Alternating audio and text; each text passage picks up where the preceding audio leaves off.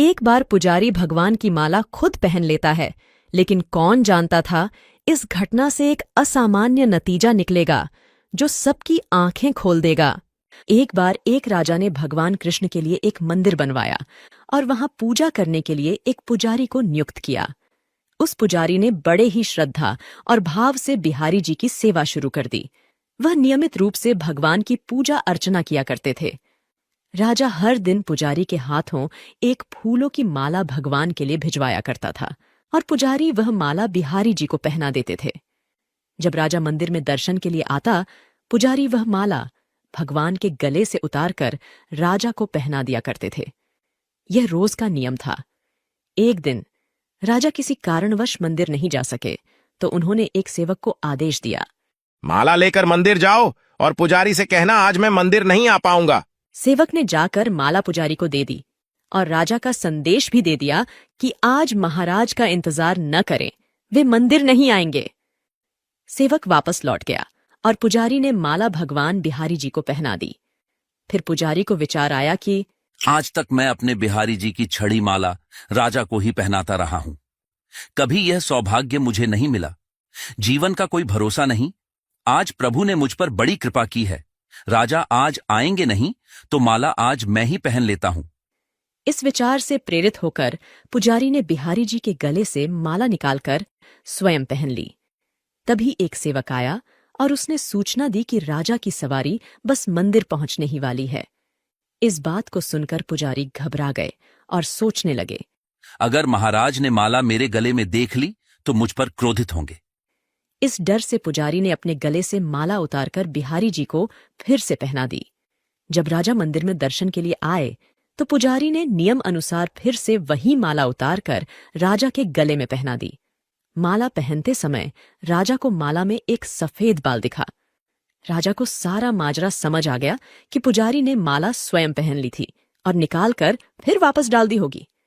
पुजारी ऐसा छल करता है। यह सोचकर राजा क्रोधित हो गया। पुजारी जी, ये सफेद बाल किसका है? पुजारी जी ने सोचा, अगर मैं सच बोलता हूं तो महाराज मुझे दंड देंगे। इसलिए उन्होंने बचने के लिए कहा, महाराज, ये सफेद बाल तो बिहारी जी का है।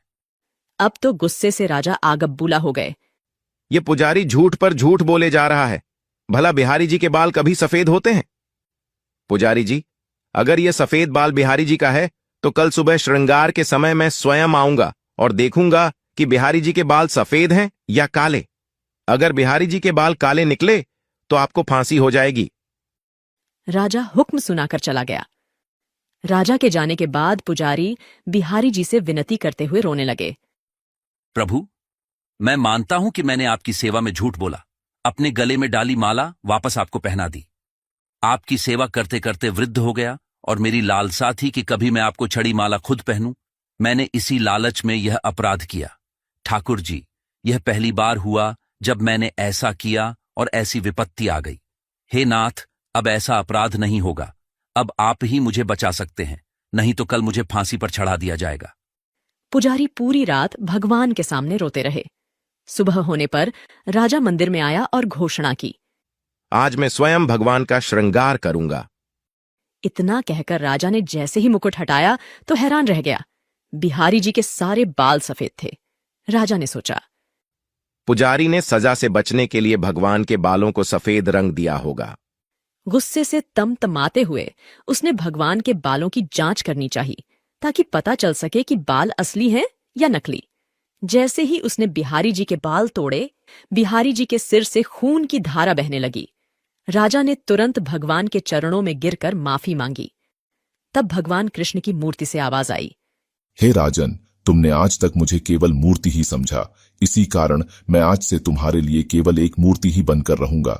लेकिन पुजारी मुझे साक्षात भगवान समझते हैं।